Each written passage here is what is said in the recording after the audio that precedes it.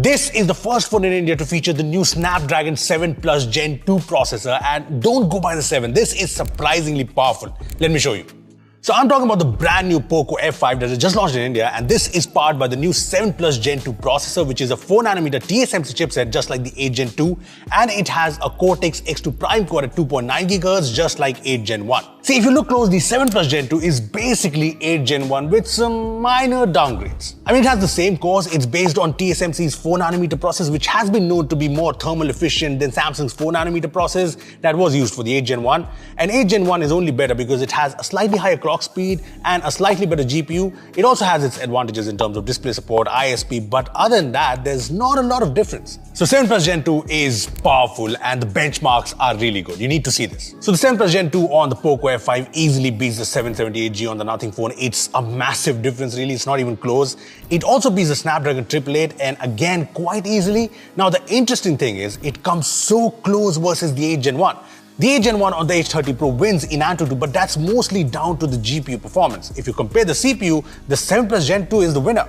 And this shows up in Geekbench. The 7 Plus Gen 2 scores higher than 8 Gen 1 in both single core and multi-core, and that is surprising indeed. Anyway, apart from the powerful performance, the best thing about the 7 Plus Gen 2 chipset is that it does not have any of the thermal issues that affected a lot of 8 Gen 1 phones. I mean, there's no crazy throttling on the POCO F5, and the one thing that really impressed me is that there's no crazy heating. I mean, the phone is cool even after 30 minutes of Genshin impact, and that is good. Now, this might be due to the vapor chamber cooling in this phone, but I think the processor is the real hero.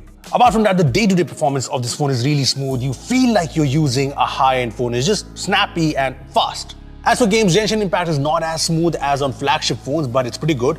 I also like that even though this is a newer chipset, games like PUBG New State support the higher FPS gameplay, and gameplay is smooth and fairly lag-free. Look, if I were to rank the 7 Plus Gen 2 chipset versus other Snapdragon chipsets, I would say the number 1 would be 8 Gen 2, obviously. Number 2 would be 8 Plus Gen 1, and number 3 closely would be 7 Plus Gen 2. It's actually very good. The new processor part, the next most interesting thing about this phone is the design and display. The display specs are very good. 120Hz AMOLED, 1000 nits peak, Dolby Vision, but what's interesting is that this is a 12-bit display. I mean, the Xiaomi 12 flagships were the first phones with 12-bit panels, so a 12-bit display in a non-flagship phone sounds pretty good. To give you an idea, 8-bit is 16 million colors, 10-bit is 1 billion colors, and 12-bit is 68.7 billion colors. Yeah, don't ask me the math, I don't get it either. Anyway, do note that 12-bit color is only available in Dolby Vision encoded videos, and the good thing is this display supports Dolby Vision. It's even supported in apps like Netflix, and I'm not sure if it's the 12-bit color, but colors in Dolby Vision shows and movies look absolutely great on this panel. The display also has auto HDR, which we've generally seen in TVs, and this is supposed to adapt the HDR effect depending on the lighting conditions. Now, sounds all good, but I did not see this making a noticeable difference, but it's not a big deal. Look, this display is top-notch, but along with the display, I also said that I found the design to be interesting, and that's because there's good and there's bad. So the good is the symmetrical bezels on the front. I mean, the phone looks beautiful from the front. I also like the aluminum frame with the flat design. The in-hand feel of this phone is also great. It's very sleek at 7.9mm, and this is also lightweight at 181 grams. This also has the IP53 rating, stereo speakers with the top speaker in the frame, which I really like.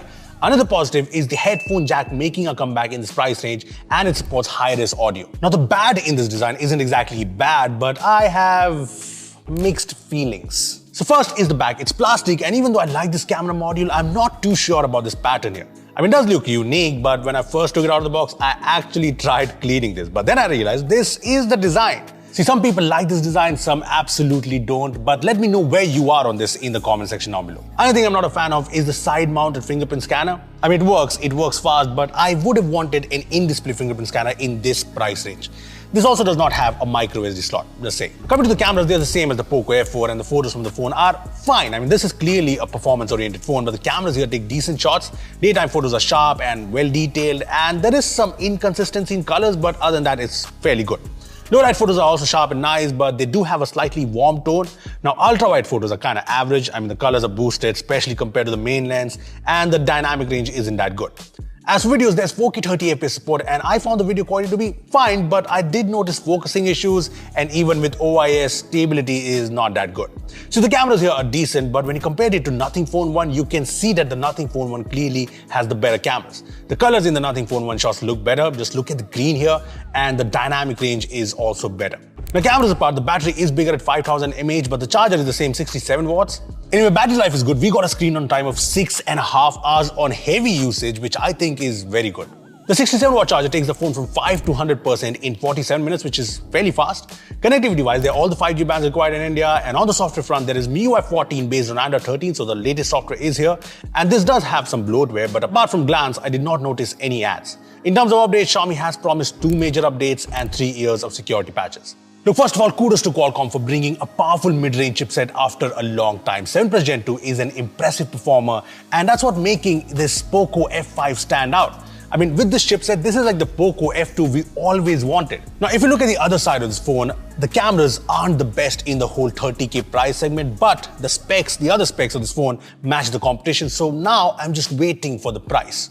Now, the rumored price of this phone is 29,999 on some sources and 34,999 on some sources. Now, my personal vote is for 29,999 because at that price, 7 Plus Gen 2 would be unbeatable. Anyway, I will be pinning the price of this phone in the comment section down below. So what do you think of 7 Plus Gen 2 at its price? Make sure to comment down below and make sure to comment if you did not know there was no 7 Gen 2 and 7 Plus Gen 1.